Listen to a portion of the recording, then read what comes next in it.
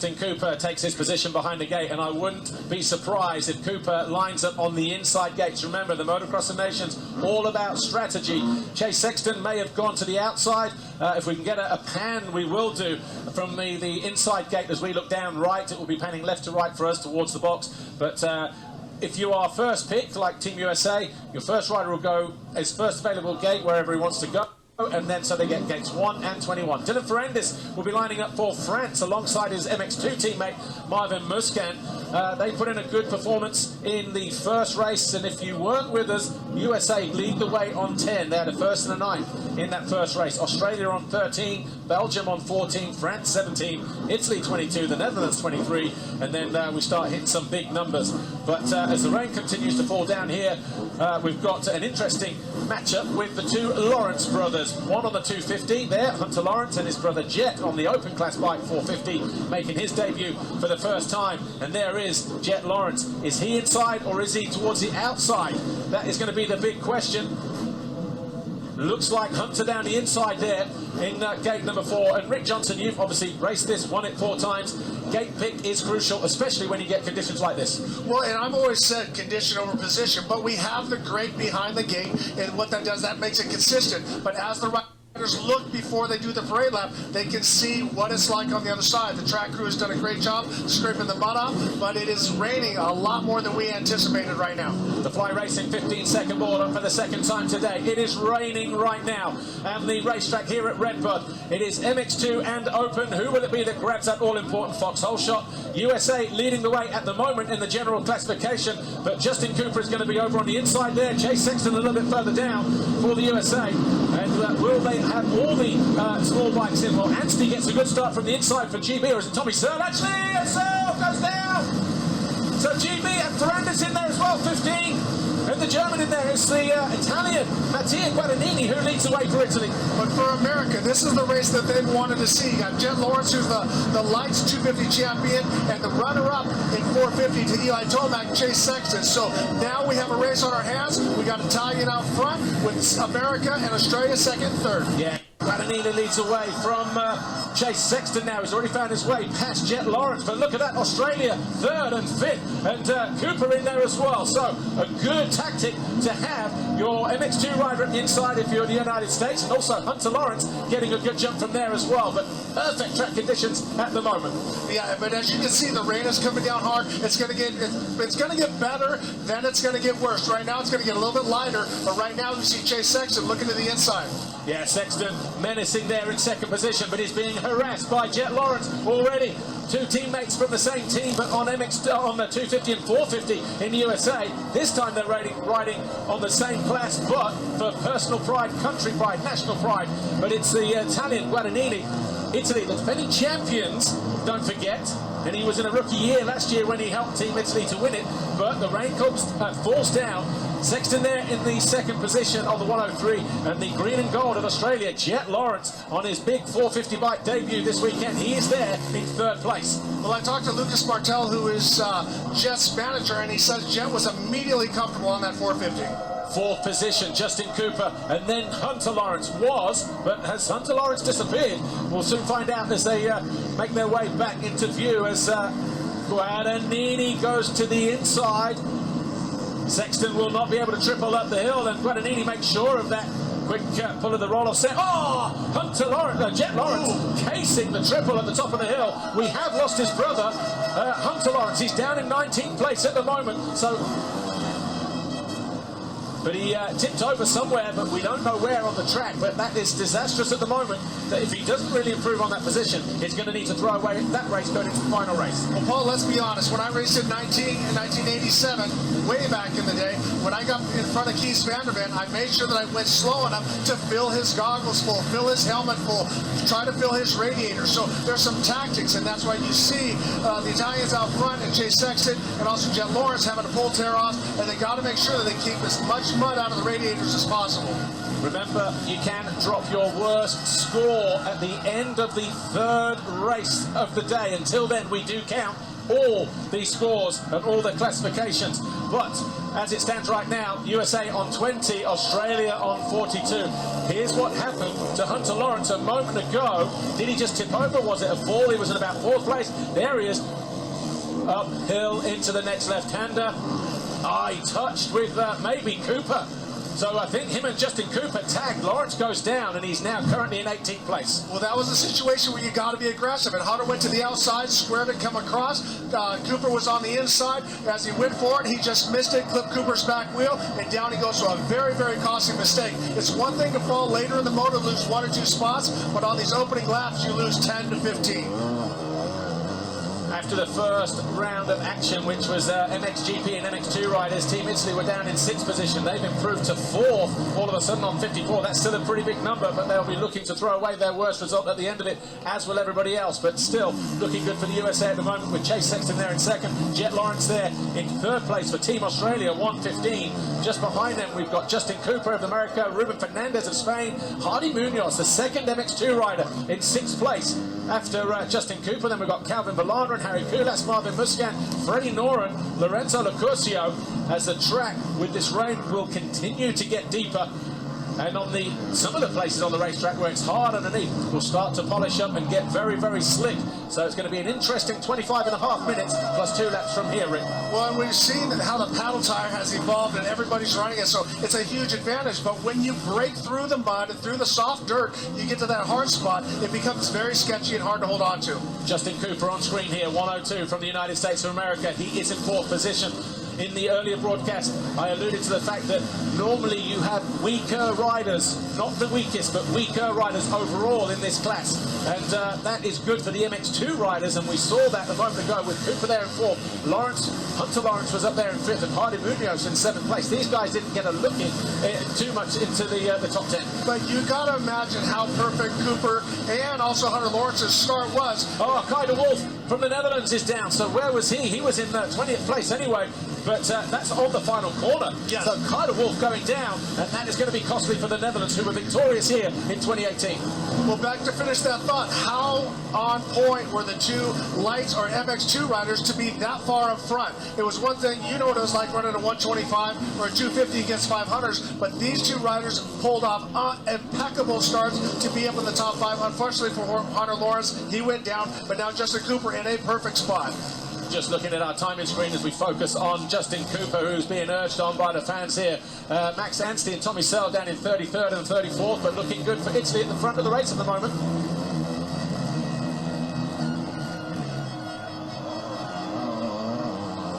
So Mattia Guadanini continues to lead. Looks like there's a bit of respite in the rain on this part of the racetrack for the Italian, who continues to lead the American, Chase Sexton and Jett Lawrence. Lawrence closing in on the American, though. Well, that's the one thing about this race is that you go in with a strategy. Roger DeCoster has won this so many times. If he wins this will be his 23rd victory as a team manager, not to mention all the wins that he had for Team Belgium. But to finish that thought, that as a rider, you know that what you need to do, and right now they're letting them know as far as points. And Guadanini is out in front, but he's just staying outside of his roost, but he's got to watch Hunter Lawrence, and we see Guadanini clear the Rocco's lead.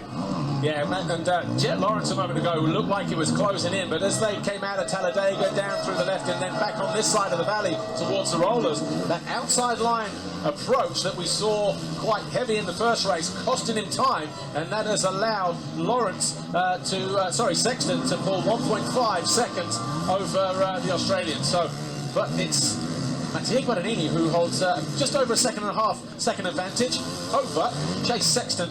Lawrence closing back in though, just behind him.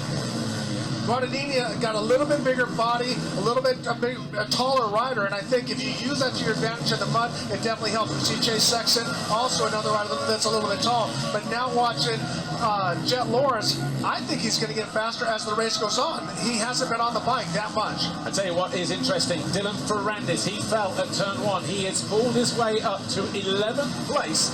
He is on a charge for Team France, and his teammate Marvin Musquin just ahead of him in 10th place. So the French are not done yet. Dylan Ferrandis not done yet. And if we get a replay at the start at some point, you'll see Tommy Searle was the first rider to go down for Great Britain.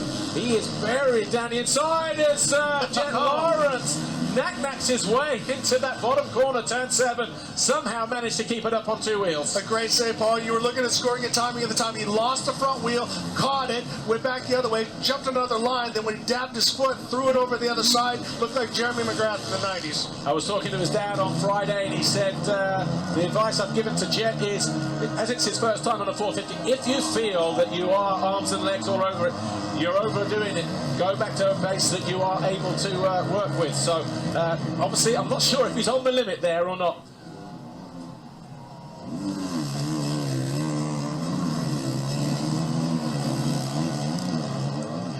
Just over 21.5 minutes to go then, plus 2 laps in this second race here at the 75th edition of the Monster Energy FIA Motocross of Nations. We are at Redbud in Michigan, in the United States of America. MX2 and open class riders on track. Mattia Guadanini currently leads Chase Sexton and Jett Lawrence. It's Italy from America, from Australia, and Justin Cooper in 4th. The second of the American riders and the first of the MX2 riders. And that is looking good. Take a look at the replay of the start, though, from above, because there was carnage through turn 1 right at the start of the race involving Tommy Searle and a few others. Searle over on the right-hand gates, just getting a good jump and ahead of the other Italian. He's just behind Jett Lawrence there, maybe clips his rear wheel. Yes, he did. He went down and he took a whole bunch of riders with him, including Ferrandis, but it was Guadanini who grabbed the foxhole shot on the exit. As we're watching Guadagnini right now, if you're a rider and you're trying to wonder how to ride mud, watch these riders here. We're further back in the pack. We'll figure out who that is. That's Ferrandis as he starts to work his way forward. Dylan Ferrandis was so fast in the qualifying yesterday, and now he's working his way back up. Yeah, Marvin Musquin, the rider in the middle, the lead rider for France at the moment, just behind Freddie Noren of Sweden, who buries the front end too deep. The other of the French riders, Dylan Ferrandis, just behind him, the third rider in shot. As Musquin on the 250, Noren on the 450. Still hanging on for Sweden. I wonder if Team France had told Marvin Musquin that Ferrandis is behind him normally. Well, he doesn't need it. Freddie Noren makes a mistake and an easy pass in the end, and all of a sudden Ferrandis goes through as well. A bit of luck and a bit of fortune there for the French. Absolutely. And you were talking about the Paul. Are they going to have information to let him by? Now, Marvin Musquin is going to listen for Dylan, because when we're racing out there, we're screaming, hey, hey, hey, hey, and they're probably, the Australians are saying, oi, oi, oi, but they're letting him know that I'm back there. Jett Lawrence a moment ago, just legging his way through the turn, just comes to a bit of a stall there, just pushing too hard at the moment. Jett Lawrence in 3rd place. Well, as I was mentioning earlier about Guadagnini and watching these 3 are 3 of the best riders in the world, but when you watch Guadagnini, he's very patient, comes into the corner, doesn't try to drop the clutch or the hammer like he's trying to get a hole shot. He's using the dirt, and I learned that from Jean-Michel Bale in 1987, that you have to be smooth and don't hammer the berms, but Jett Lawrence needs to lean in a little bit more and knock his set up as he goes for Larocco's lead. Yeah, it's not easy to get over that on a 450 at the moment. You still have to be clean to do so, but this is the battle for the lead. 1.4 seconds between Mattia Guadanini of Italy and Chase Sexton of the United States, and Sexton just has about 2.6 seconds over Jett Lawrence in that 3rd place, and that may just give him enough confidence to go after the Italian, knowing that he's not being pushed from behind. Well, it lets you open up your corners, because when you're trying to chase somebody right now, he can run Guadagnini's lines, he can try left, he can try right, and that's what we saw Hertz as well as Tomac. As we see in the background, a lot of clouds are coming, but to finish my thought on that, right now Chase Sexton needs to try inside, outside, find some lines, as Guadagnini makes the same mistake that Jett Lawrence did, getting up a little bit tall, and here goes Sexton. Guadagnini bobbles in the turn, and that allows Chase Sexton to get on terms with him, gets alongside of him at the top of the hill. He goes to the inside. Guadagnini should, and a mistake there from Sexton as well. So all of a sudden, Jett Lawrence back into play. The 3 riders separated by less than a second at the end of lap 4 as we embark on lap 5. As race fans, this is what we're looking for. Three of the best in the world coming together in Motocross of Nations and going head-to-head. Well, we saw Chase Sexton make the exact same mistake that Jett Lawrence did, coming into the berm, not leaning into it, getting stood up, and had to wait a little bit. The atmosphere absolutely electric here, of course it is, because Chase Sexton right there in second position. Eli Tomac was victorious in the first race, and he takes his opportunity. And I have to pull Ricky Johnson off the ceiling because Sexton goes into the lead, and it's another 1 point place for the Americans at the moment as Sexton leads. Remember, he's only a couple hours away from here over the border in Illinois, but what a fantastic job for Guadagnini, who held on for the first 4.5 laps. But it's Sexton who leads, and Kaiser Wolf down again, and so too, who's the other rider there? Number 96, Håkon Osterhagen from Norway. So now we see Chase Sexton, he's pulled out a little bit. We saw that Jett Lawrence was starting to push on him, and that's when I think he said time to pull the trigger. But Guadagnini made a little mistake and lost that momentum, but Guadagnini's the only one to clear LaRocco's lead. He was doing that early in the practice yesterday, and he's going to find a way around the outside here. And Guadagnini, half a lap after being taken, finds his way back into the lead. Italy lead once more, and that's a 1 point place for the Italians. Remember, 1 point for a race win, 2 points for second, 3 for third. Crucial points with every single place. And he tries to go around the outside here. Guadagnini knows he's there. He runs him on the exit of turn 1. This is a dogfight between the Italians and the Americans. Jett Lawrence right there. Concertina back and forth, on and off the rear wheel of Sexton.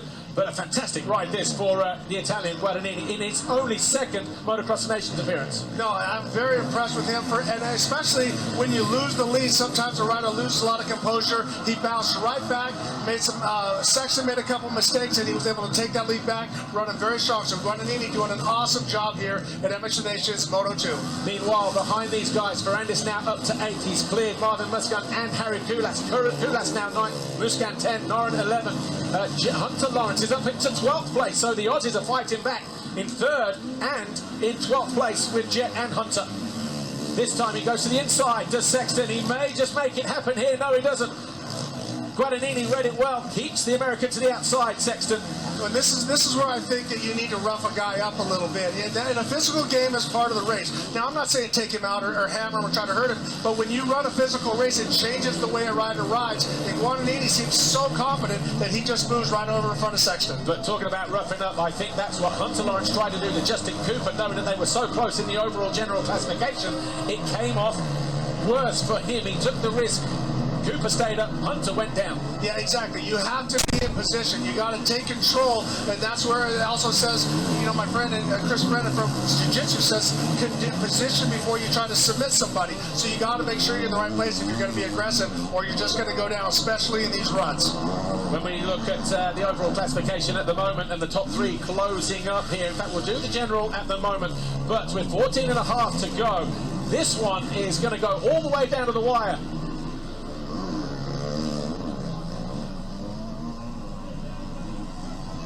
Chase Sexton all of a sudden back under pressure from Jett Lawrence, and he closes down the Australian, who runs it down the inside of Sexton. An apology there from the young Australian, but he moves into second position. A decisive move from the 115 of Jett Lawrence. And pulls the start. As we take another look at this, we see Chase go to the outside. Jett shoots it in, slides out, not looking at him, looks at him, kind of like, sorry about that, buddy. We got to be under the same tent after this race. So not a dirty move, but he was a very aggressive move. And now let's see what happens between Guadagnini and Lawrence. With Jett Lawrence now behind Guadagnini, a fresh pair of eyes, because Sexton has been there for the last 6 laps. Couldn't find a way past the Italian. He did, but it was brief. The Italian fought back, Guadagnini. This time around, though, Jett Lawrence, he's been able to watch where those two have been better or worse than him, and he's going to be utilising that information. He's going to cut to the inside here, and will it be an easy pass for Jett Lawrence, yes or no? When he gets onto the rear wheel, he tried to be aggressive there, but he just ran into some deep stuff through the mid-turn, and it's Guadagnini who continues to lead the way. I think you're going to see Jett Lawrence go for a move as quick as possible, because he's been eating ruse from Chase Sexton, and he wants to get in clean air and start to throw some dirt in Guadagnini's helmet as well. A mistake at the bottom of the hill there for Guadagnini allowed Lawrence to get up on the run at the inside of Guadagnini, but Guadagnini kept him back there in second place.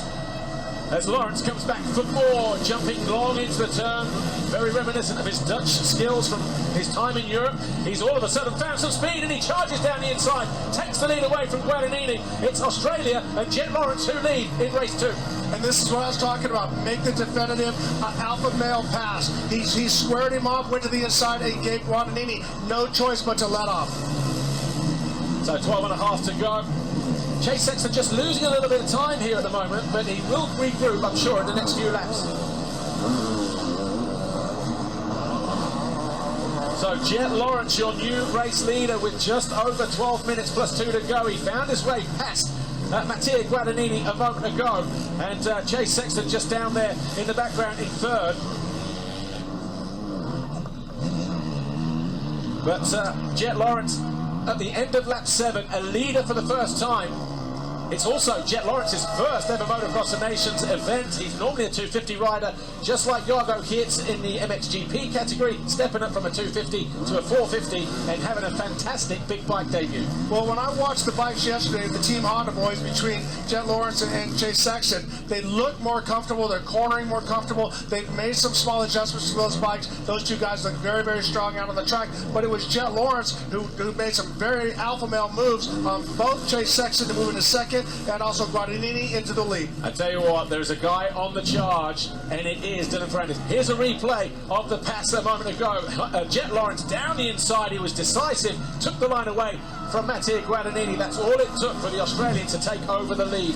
Dylan Ferrandis, meanwhile, up to 7th with the fastest lap of the race. Turns our timing screen purple with a 2:12. Jett Lawrence, who just put in his fastest lap of the race last time around, a 2:15, as Jari Haavisto of Finland goes down. Well, and what is that going to do with these later rounds? Because obviously Ferrandis won yesterday's qualifying race, but now he's come from so far back to work his way up to 7th. But look at the lap times of Dylan Ferrandis. The next guy ahead of him, Calvin Vlaanderen, 2:20. There's 8 seconds there. He was only 1.3 behind him. So Ferrandis is going to be on the charge, picking off positions. And here he is, down the inside of Vlaanderen. The Dutchman to the outside, Ferrandis to the inside. Everybody concerned about the fitness of the Frenchman, Dylan Ferrandis, having sat out his whole season outdoors. He makes easy work of Calvin Vlaanderen and moves up into 6th place. When you have a strong Dylan Ferrandis, and we've seen this in America, he rides 10 tenths the whole race. I've talked to Jimmy Button, who's his manager, said you never have to push him. He's always training, always in great fitness. Something about him, he is vegan, and that sometimes gives you a slower burn. Calvin Vlaanderen without goggles, maybe just having some visibility issues. Maybe that's also a reason why Ferrandis was able to close down so fast. But 8 seconds in one lap. He was also 4 seconds quicker than Ruben Fernandez. Dylan Ferrandis is not done yet, even with 10 minutes to go. And now we see Jett Lawrence working towards lappers, and some of the guys are doing their best to race, but he's trying to get out of the way. Hunter Lawrence. I'm sorry, I said yes. Yeah. So Hunter Lawrence finds his way past Marvin Musquin. So as one French rider advances, the other one falls a position behind, and he is gaining ground as well, possibly trying to follow Ferrandis. Ferrandis through. He is in 10th place now, Hunter Lawrence. So he is on a charge. Harri Kullas just ahead of him is going to do him through the wave section. Hunter Lawrence is on an absolute flyer here. 2 positions in the 2 corners, and he goes down, throws it away. Hunter Lawrence has to do it all again. Unlucky there, but look how deep the turn is. He tried to get it in there. Liam Evans goes through, so too does Simon Langenfelder.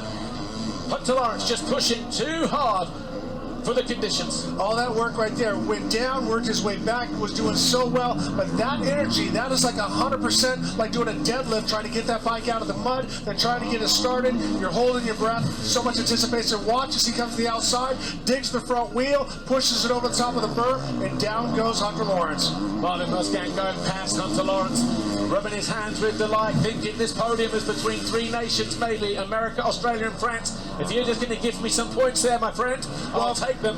Exactly, but now as we look, America with 17 points, Australia 10 points back with 27 at this point. The race is not over, we have a lot of racing to do, but America is sitting very strong at this moment. Well, if you look at the 4 scores at the moment, with America on 17, they have a 9th place to throw away, so that would leave them with 8 points at the moment. Australia on 27, they throw away 13 points. So they're going to go 14.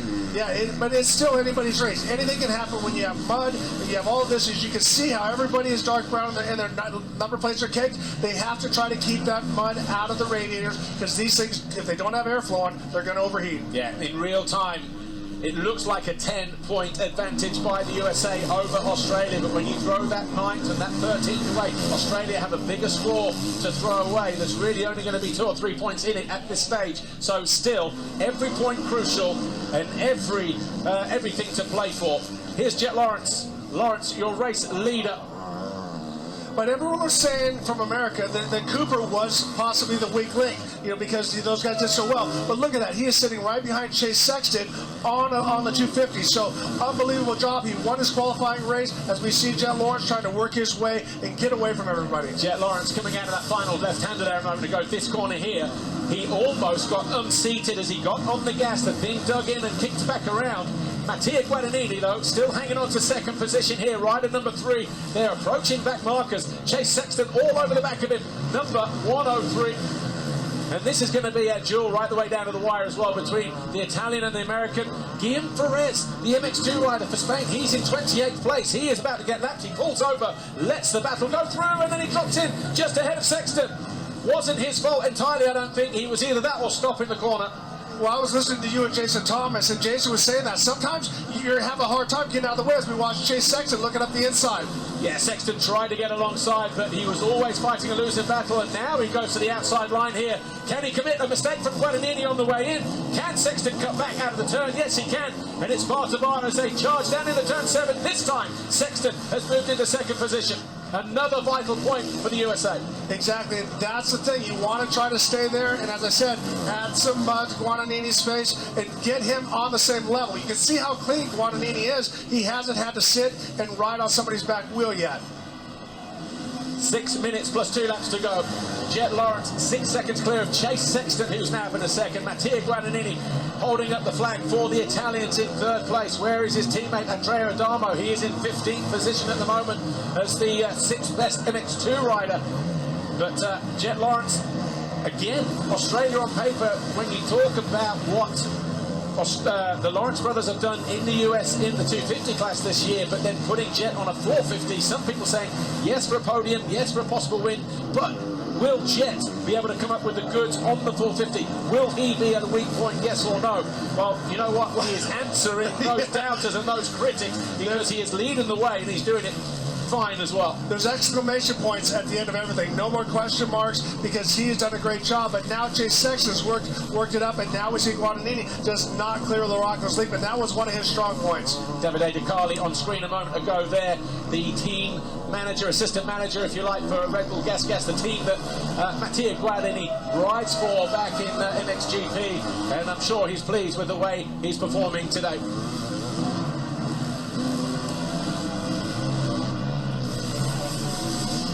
Mattia Guadanini then, he upheld the honour for the Italians last year. It was him that got Italy over the line for the most part. 2 good solid rides, although it was Alessandro Lupino's final race result that did get them there in the end for the Italians to win on home soil, and the only medal, the only trophy that Tony Cairoli had never won as a professional. 9 world titles, yes, but a Motocross Nations, no. This guy coming into the goggle lane for Goggles, the rider that just went out of shot there a moment ago. But the 112 there of Benjamin Garib of Chile, his teammate Harri Kullas is having a fantastic ride, still in 9th place. And I think opening a lot of eyes this weekend, the young Chilean, 2nd MX2 rider, by the way. Well, and Paul, I really think it's a sign of the times. Musquin has been off. Musquin is picking himself up and rejoins the race. He's either made a mistake or he just had a bobble there or something. It didn't, body language didn't look right there. So he is behind Munoz, so obviously not able to find his way through. Right, watch this here. There was definitely body language there. Look, he just had to hit the brakes.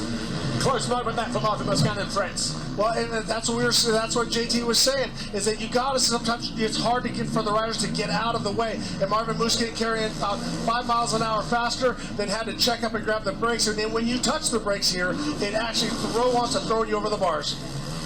Marvin Musquin tries to get back down the inside of the Chilean Harri Kullas, and this time he gets alongside, but will the Chilean give him the room he needs? Yes, he does, but it's still a long way to go around. But Musquin, a former two-time MX2 world champion, of course, finds his way up another position. He becomes the second best MX2 rider as he moves into 9th place. Well, Munoz obviously with a great start, working, now he just got pushed back one spot, so he's in 10th position, but an unbelievable job for another lights rider. Meanwhile, 11 laps complete, a 2:16.5 for Jett Lawrence, our race leader. We're waiting for Chase Sexton to come over the line. The gap now 13.2 as Sexton posts a 2:18. He is 4.3 seconds clear of Guadanini. Justin Cooper still there in 4th, and Cooper 2:18.1, knocking on the door for Guadanini in 3rd, who put in a 2:20. So all eyes will be on the battle for 3rd place between the number 3 and the 102.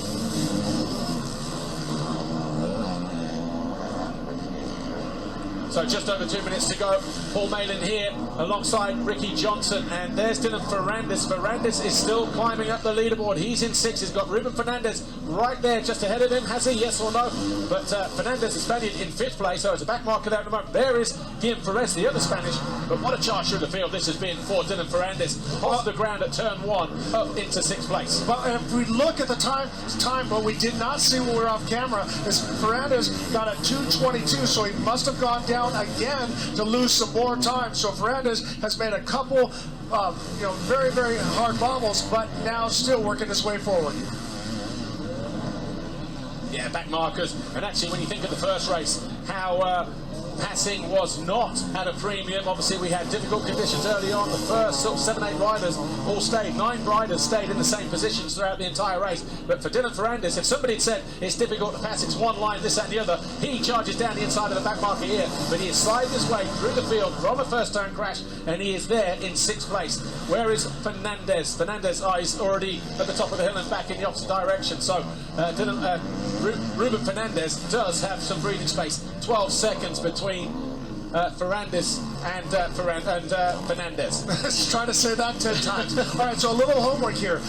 Jett Lawrence has the fastest lap of a 12:14. Actually, I take that back. Ferrandis has got a 12:12. But right now, if you look at the current lap times, Lawrence is 2 seconds faster than Sexton, who is 2 seconds faster than Guadanini, and Cooper is actually 2 seconds there. So that is an unbelievable 2 seconds per lap if he can continue that.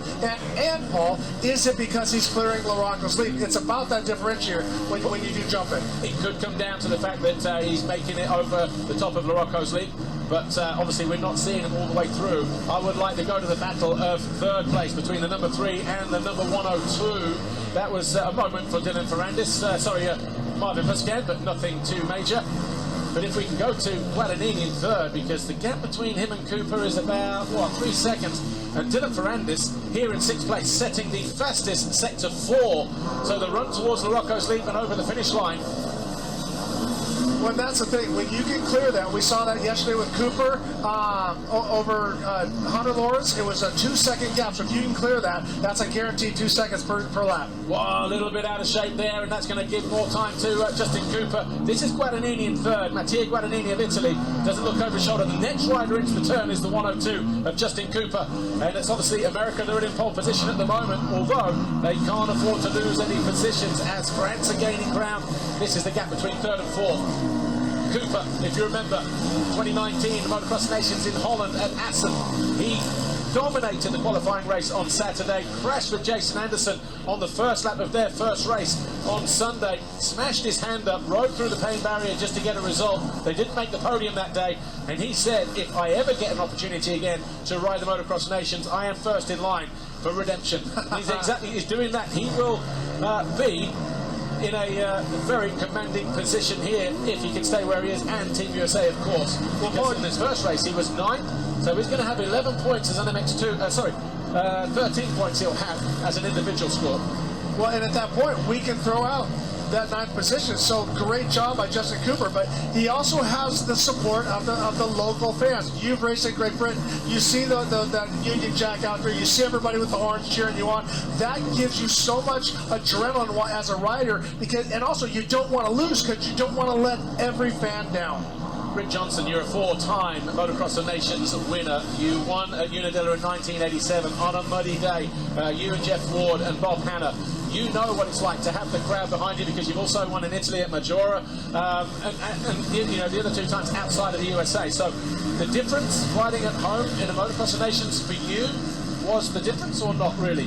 Well, no, because I always felt that in our era, because of Supercross and the popularity was happening so much with the American riders in Supercross, that wherever we went, we were always second. We were second in France to the French riders, second in Italy, and so on and so on and so on. So I didn't mind that. I knew that I was never going to be first in an Italian's heart at an Italian race, but I wanted to make sure that I had support for the second place guy. Ruben Fernandez in red and yellow, closing in on Justin Cooper, who is also closing in on Mattia Guadanini with 2 laps to go.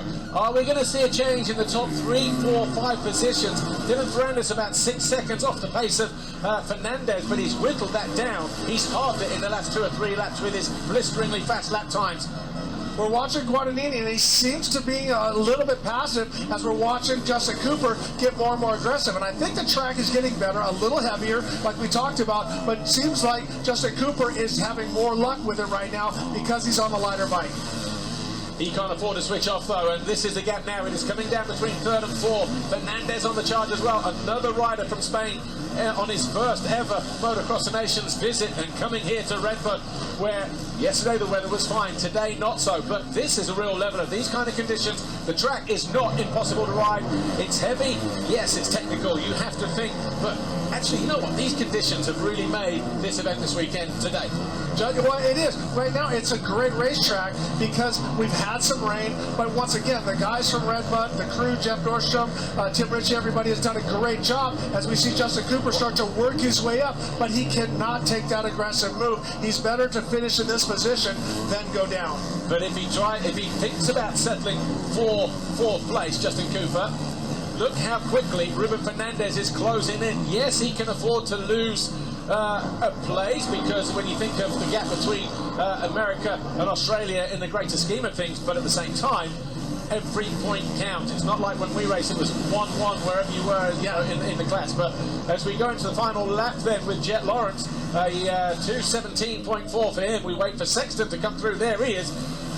And then in 3rd place, we will have Guadagnini, and that is going to be a fantastic battle between these guys. Any moment now, they're over the line. So heading into the final corner, we'll pick them up behind this back marker here in a moment. They'll be coming onto the start straight. So Guadagnini, 1.8 clear of Justin Cooper. Fernandez, 2 seconds behind him. Back marker there, the 1:08 of Josh Varese of Guam. So we've struggling to catch up with Guadagnini. There's Sexton. He's in 2nd position.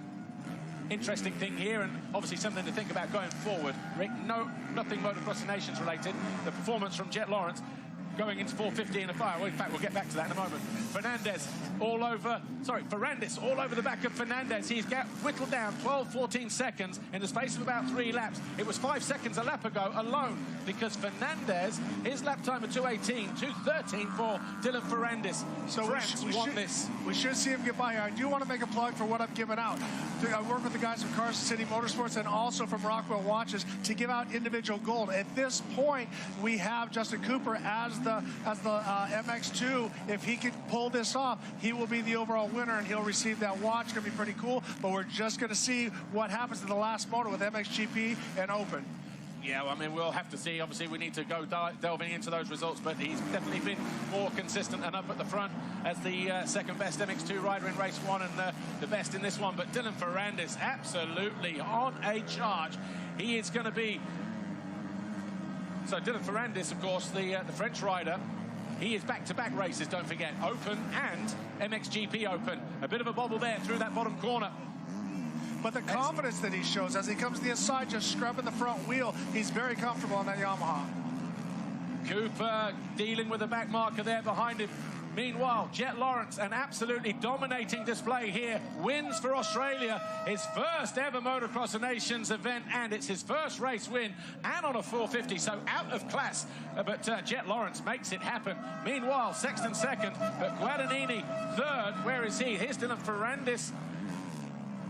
There's Ferrandis there. So has he found his way past Cooper? Oh, he's made a mistake. So it's going to be Guadanini over the line any moment now in third place, and he does. Cooper goes fourth. Fernandez should be fifth, and he is just here. And then we wait for Dylan Ferrandis to come through in sixth. But what a ride for Jett Lawrence. What a fantastic ride for Dylan Ferrandis in sixth as well. But Jett Lawrence, your race winner, but it's USA still leading the way after 2 races.